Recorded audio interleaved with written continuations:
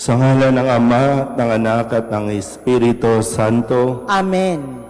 Ang pagpapala ng ating Panginoong Hesukristo, ang pag-ibig ng Diyos Ama, at ang pagkikipagkaisa ng Espiritu Santo naway sumainyong lahat. At sumaiyo rin. Mga kapatid, aminin natin ang ating mga kasalanan upang tayo'y maging marapat gumanap sa banal na pagdiriwang.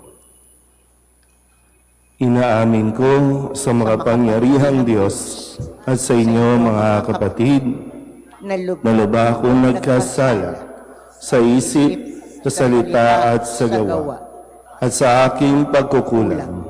Kaya isinasamo ko sa mahal na Birheng Maria, sa lahat ng mga anghel at mga banal, at sa inyo mga kapatid, na ako'y panalangin sa Panginoong ating Diyos. Kaawaan tayo ng makapangyarihang Diyos, patawarin tayo sa ating mga kasalanan at patnubayan tayo sa buhay na walang hanggan. Amen. Panginoon, kaawaan mo kami. Panginoon, kaawaan mo kami. Kristo, kaawaan mo kami. Kristo, kaawaan mo kami. Panginoon, kaawaan mo kami. Panginoon, kaawaan mo kami. Manalangin tayo. Ama naming makapangyarihan, lakas ka ng mga walang inaasahan kundi ikaw. Ang pagluhod namin ay iyong pagbigyan, sapagkat kami mga tao lamang napawang mahihina kapag iyong iniwanan. Kaya naman kami lagi mong tulungan upang sa pagtupad ng iyong mga kautusan, ikaw ay aming mabigyang kasiyahan sa aming iniisip at ginagawa araw-araw. Sa pamamagitan ni Hesukristo, kasama ng Espiritu Santo, magpasawalang hanggan. Amen.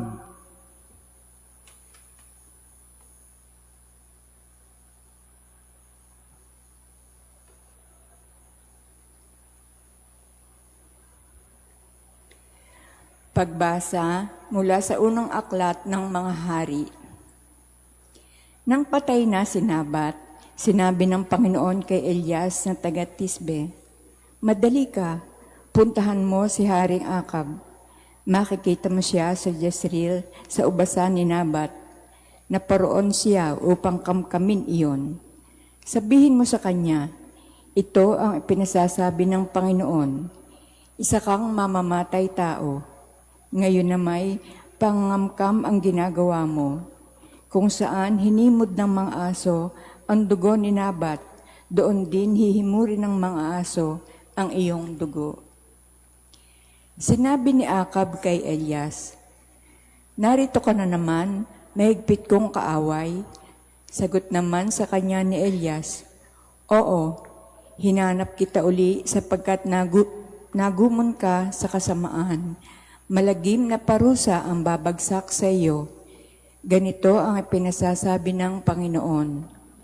Itatakwil kita, lilipulin ko ang mga anak mong lalaki, matanda at bata. Parurusahan kita tulad ng ginawa mo sa angkan ng Jeroboam na anak ni Nabat at sa angkan ni Baasa na anak ni Ahias, sapagkat ako'y ginalit mo at ibinulid mo ang Israel sa pagkakasala. Ito naman ang sumpa laban kay Jezebel. Kakanin siya ng mga aso sa nasasakupan ng Jezreel. Sino man sa angkan ni Akab ang mamatay sa bayan ay kakanin ng mga aso. Sino mang mamatay sa bukid ay kakanin ng mga uwak. Dahil sa mga sulsol ni Jezebel, nagumon si Akab sa paggawa ng masama sa paningin ng Panginoon. Sumamba rin siya sa mga Diyos-Diyosan, gaya ng mga Amoreyo na pinalayas ng Panginoon pagdating ng bayang Israel sa lupaing iyon. Nang marinig ni Akab ang sinabi ng propeta, ginawak niya ang kanyang damit, nagsuot ng sako at di hinubad iyon hanggang sa pagtulog. Nag-ayuno siya bilang tanda ng malaking kalungkutan. Kaya't sinabi ng Panginoon kay Elias, Hindi mo ba napansin kung paano nagpapakababa sa harapan ko si Akab? Sapagkat nagpakababa siya, hindi ko itutuloy ang parusa sa kanya habang siya ay nabubuhay. Ngunit pagkamatay niya, parurusahan ko ang kanyang angkan. Ang salita ng Diyos. Salamat sa Diyos.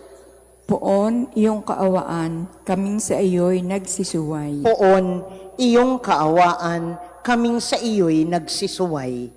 Ako'y kaawaan, o mahal kong Diyos, sang-ayon sa iyong kagandahang loob. Mga kasalanan ko'y iyong pawiin, ayon din sa iyong pag-ibig sa akin. Hugasan mo sana ang aking karumhan, dalisayin mo ang aking kasalanan. Poon, iyong kaawaan, kaming sa iyo'y nagsisuway. Ang pangsalangsang ko ay kinikilala, laging nasa isip ko at alaala. Sa iyo lang ako nagkasalang tunay, at ang nagawa ko'y di mo nagustuhan. Poon, iyong kaawaan, kaming sa iyo'y nagsisuway. Ang kasalanan ko'y iyo nang limutin, lahat kong nagawang masamay pawiin.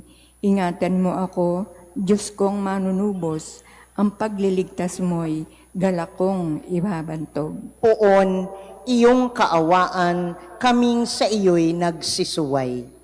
Magsitayo po ang lahat.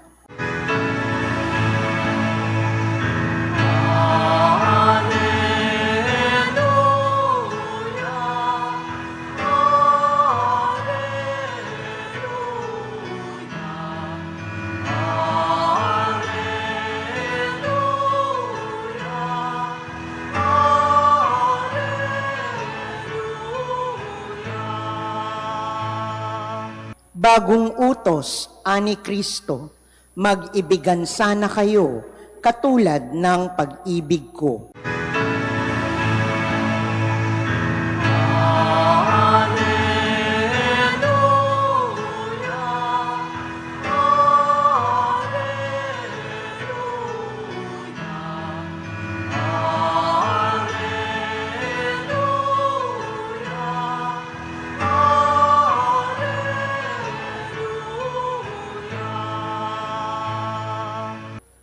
Sumainyo ang Panginoon. At sumaiyo rin, Ang mabuting balita ng Panginoon ayon kay San Mateo. papuri sa iyo, Panginoon.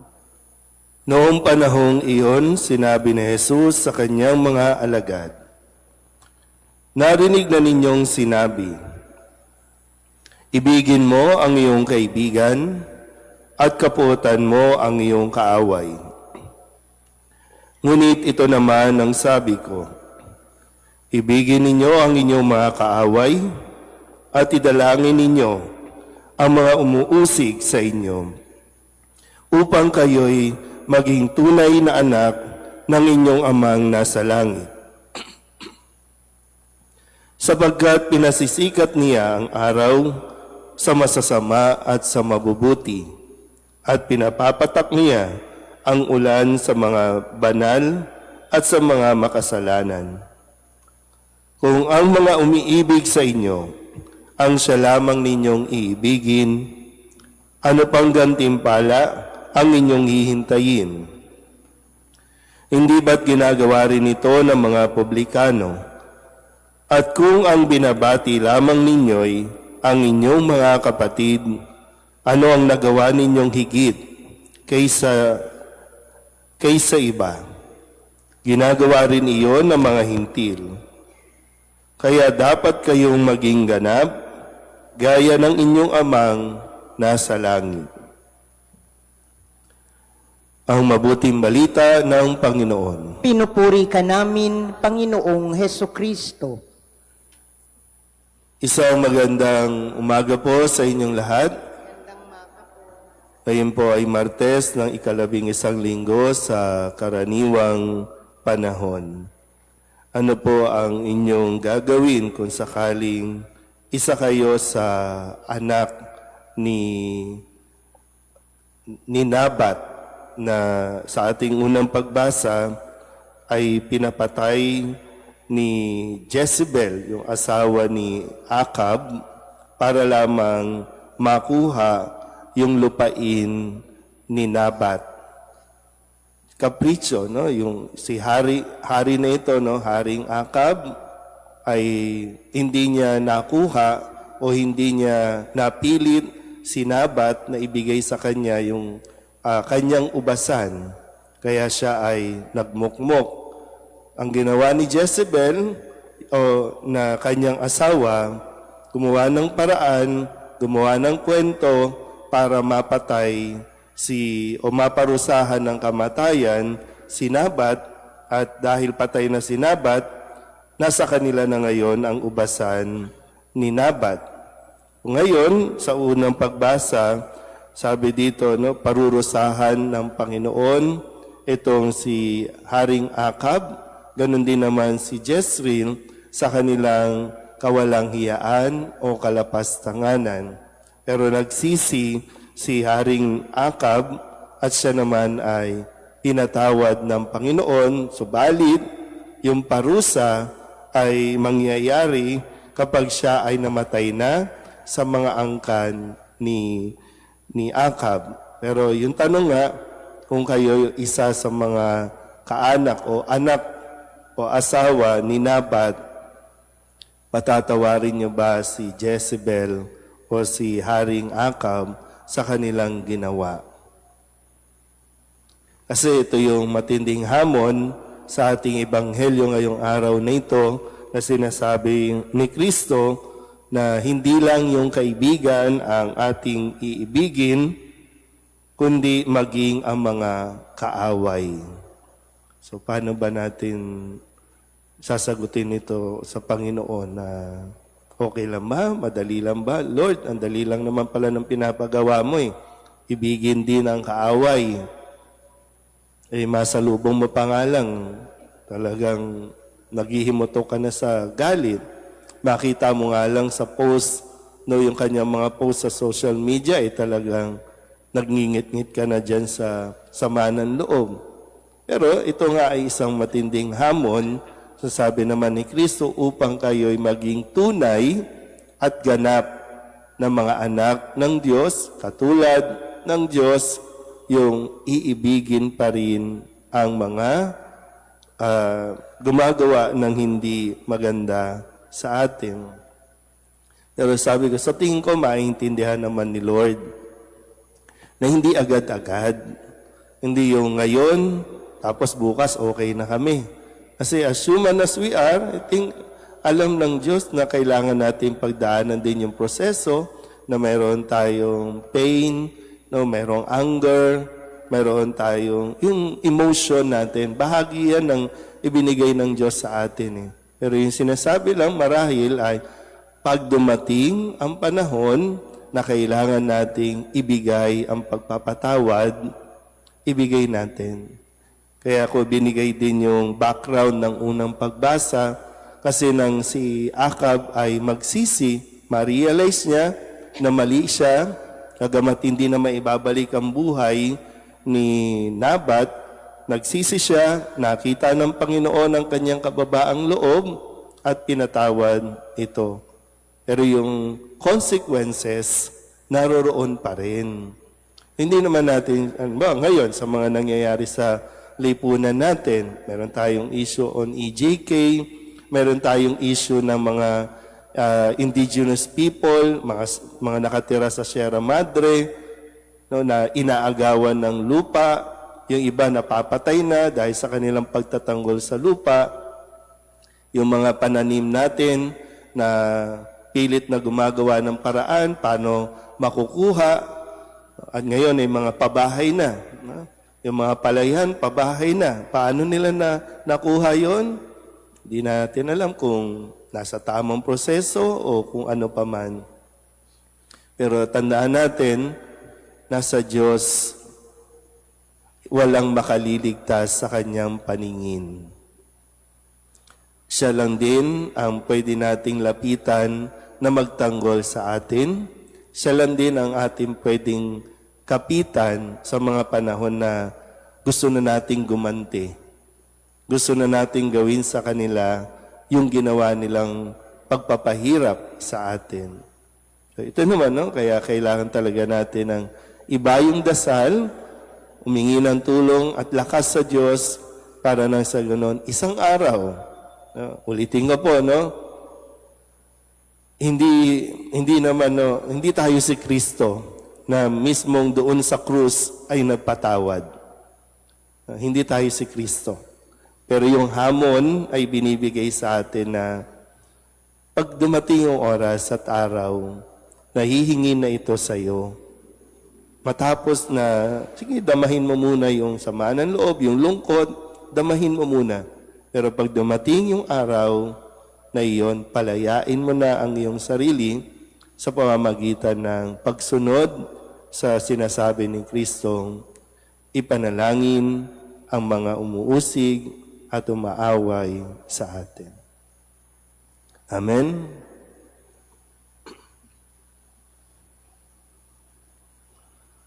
Lumapit tayo sa Ama upang tulungan tayong makasunod sa halimbawa ni Jesus na nag-uutos sa atin na ibigin natin ang ating mga kaaway. Ang ating pong itutugon, Ama, tipunin mo kami sa iyong pag-ibig. Ama, tipunin mo kami sa iyong pag-ibig.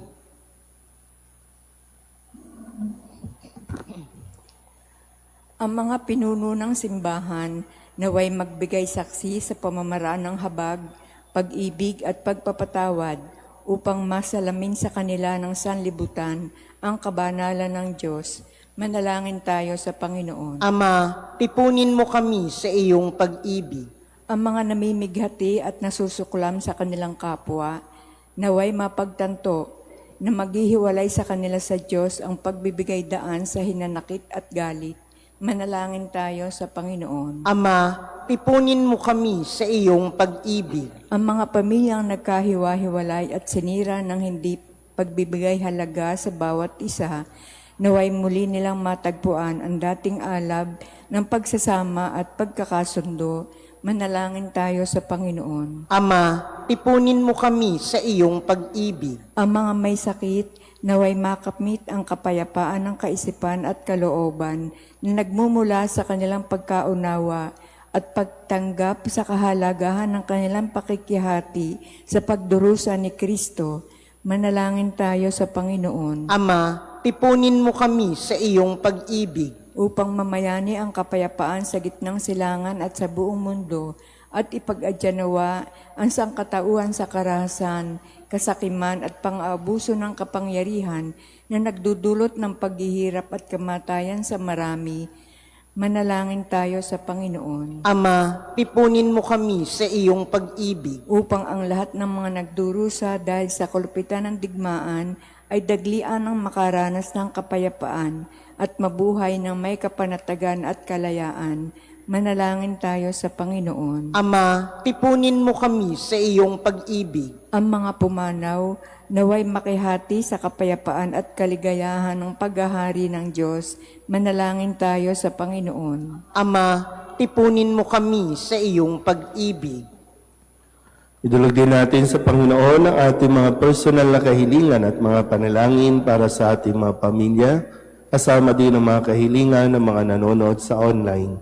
Lahat ng mga misang pasasalamat, special na intensyon, agarang paggaling ng mga may sakit, at ang lahat ng mga kaluluwa na inihiling na ipagdasal sa misang ito.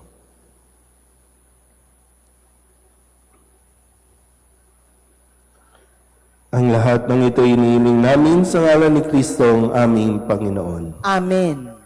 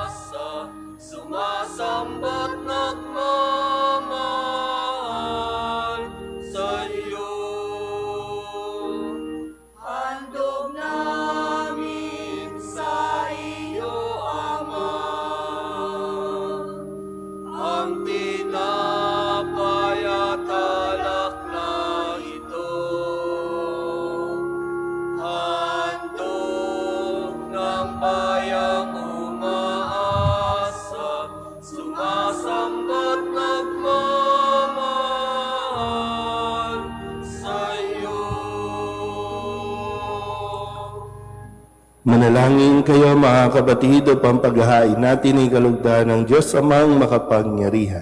Tanggapin nawa ng Panginoon itong paghahain sa iyong mga kamay sa kapurihan niya at karangalan sa ating kapakinabangan at sa buong sambayanan niyang banal. Ama naming lumikha, kami ginawa mong may angking katauhan na dapat pakanin at pangalagaan at iyong dinudulutan ng banal na pakikinabang.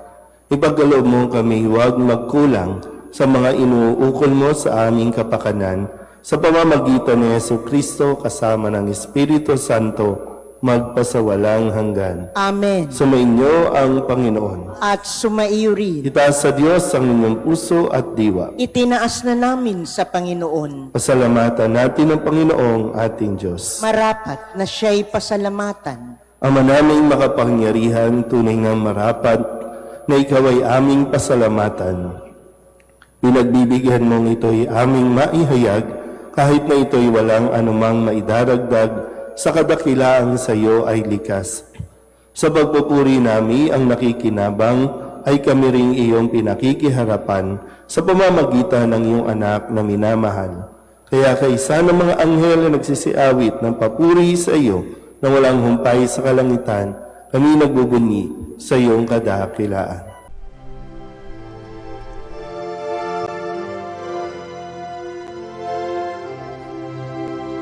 Santo, Santo, Santo, Panginoong Diyos makapangyarihan, napupuno ang langit at lupa ng kalwalhatian mo. Hosana sa kaitaasan, pinagpalang na paririto sa ngalan ng Panginoon. Hosana sa kaitaasan.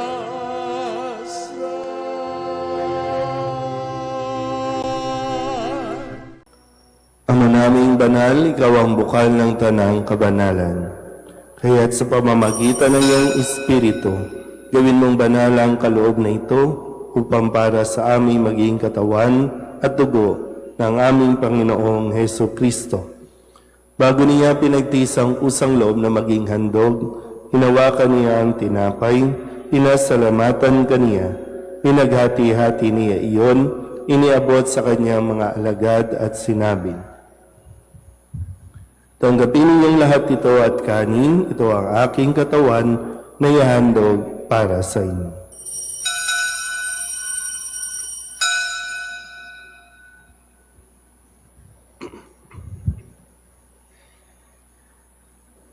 Gayun din naman nung matapos ang hapunan, hinawakan niya ang kalis, muli kaniyang pinasalamatan.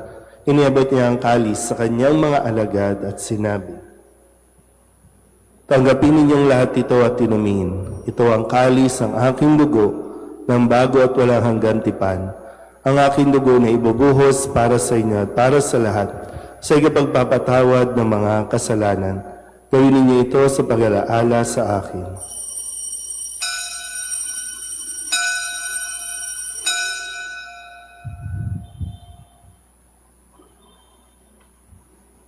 Ipagbunyi natin ang misteryo ng pananampalataya. Si Kristo'y namatay, si Kristo'y nabuhay, si Kristo'y babalik sa wakas ng panahon. Ama, ginagawa namin ngayon ang pag-alaala sa pagkamatay at muling pagkabuhay ng iyong anak. Kaya tiniaalay namin sa iyo ang tinapay na nagbibigay buhay at ang kalis na nagkakaloob ng kaligtasan. Kami nagpapasalamat dahil kami iyong minarapat na tumayo sa harap mo para maglingkod sa iyo. Isinasama namin kami magsasalo-salo sa katawan at dugo ni Kristo ay mabuklod sa pagkakaisa sa pamamagitan ng Espiritu Santo. Ama, lingapin mo ang iyong simbahang laganap sa buong daigdig. Puspusin mo kami sa pag-ibig kaysa ni Leon na aming Papa at ni Jose na aming Obispo at ng Tanang Kaparian. Alalahanin mo rin si Australia na tinawag mo mula sa daigdig na ito. Nung siya'y binyagan, siya'y nakaisa ni Kristo sa pagkamatay. Ngayon siya'y pumanaw, naway makaisa siya ni Kristo sa pagkabuhay. Alalahanin mo rin ang mga kapatid naming nahinlay na may pag-asang sila'y muling mabubuhay, gayon din ang lahat ng mga pumanaw. Kawaan mo sila at patuloyin sa iyong kaliwanagan. Kawaan mo at pagindapating kaming lahat na makasalo sa iyong buhay na walang wakas. Kaisa ng mahal na Birhen Maria na ina ng Diyos, ng kabiyak ng puso niyang si San Jose, kaisa ng mga apostol at ng lahat ng mga banal na namuhay dito sa daigdig ng kalugod-lugod sa iyo, may pagdiwan nawa namin ang papupuri sa ikararangal mo sa pamamagitan ng iyong anak na aming Panginoong Heso Kristo. Sa pamamagitan ni Kristo, kasama niya at sa Kanya, ang lahat ng parangal at papuri ay sa iyo, Diyos amang makapangyarihan, kasama ng Espiritu Santo, magpasawalang hanggan.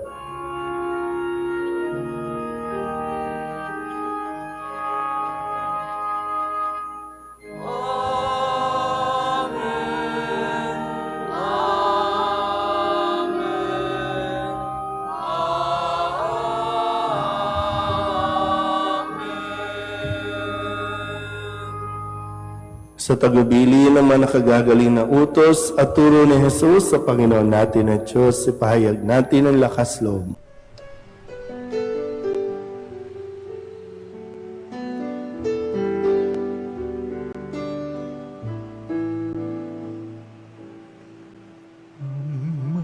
namin sumasalang ka, sambahin ang ngalan mo, mapasamin ang kaharian mo, sundin ang loob mo dito sa lupa para nang sa langit. Bigyan mo po kami ngayon ng aming kakanin sa araw-araw at patawarin mo kami sa aming mga sala para ng pagpapatawa namin sa nagkakasala sa amin. At huwag mo kaming ipagdulot sa tukso, at yadya mo kami sa lahat ng masama. Hinihiling namin kami iadya sa lahat ng masama, pagalooban ng kapayapaan araw-araw, iligtas sa kasalanan at ilayo sa lahat ng kapahamakan. Samantalang aming pinananabikan ang dakilang araw ng pagpapahayag ng tagapagligtas naming sa Yesu Kristo. Sapagkat iyo ang kaharian at ang kapangyarihan at ang kapurihan, magpakailanman. Amen. Panginoong Heso Kristo, sinabi mo sa iyong mga apostol, kapayapaan ang iniiwan ko sa inyo, ang aking kapayapaan ang binibigay ko sa inyo. Tunghayan mo ang aming pananampalataya at huwag ang aming mga pagkakasala. Pagalooban mo kami ng kapayapaan at pagkakaisa ayon sa iyong kalooban, sama ng Espiritu Santo, magpasawalang hanggan. Amen. Ang kapayapaan ng Panginoon ay laging sumainyo. At sumaiyo rin. Mabigayin tayo ng kapayapaan sa isa't isa.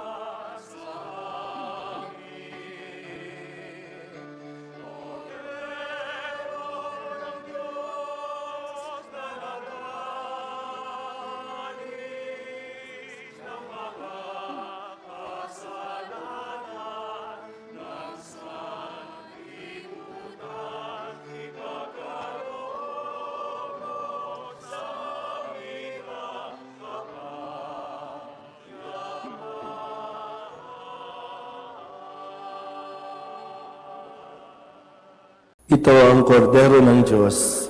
Ito ang nag-aalis ng kasalanan ng sanlibutan. Mapalad ang mga inaanyayahan sa kanyang piging. Panginoon, hindi ako karapat-dapat na magpatuloy sa iyo, ngunit sa isang salita mo lamang ay gagaling na ako.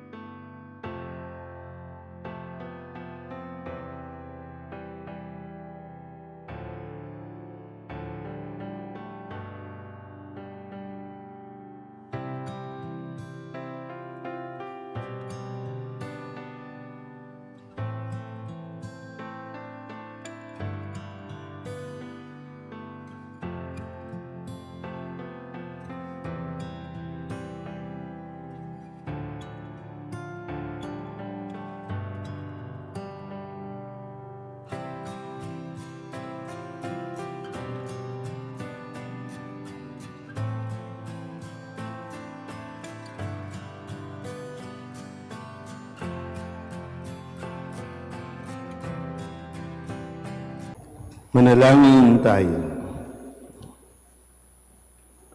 Ama naming mapagmahal, ang pinagsaluhan naming banal na pakikinabang na nagpapahiwatig ng iyong pakikisa sa tanang naritong nakikipagdiwang ay magdulot nawa ng pagkakaisa sa iyong sambayanan sa pamamagitan ni Jesucristo kasama ng Espiritu Santo magpasawalang hanggan. Amen. Sumainyo ang Panginoon. At sumaiyo rin. At pagpalain kayo ng makapangyarihang Diyos, Ama at Anak, at Espiritu Santo. Amen. Tapos ang banal na misa, humayo tayo sa kapayapaan ni Kristo. Salamat sa Diyos. Magandang umaga po.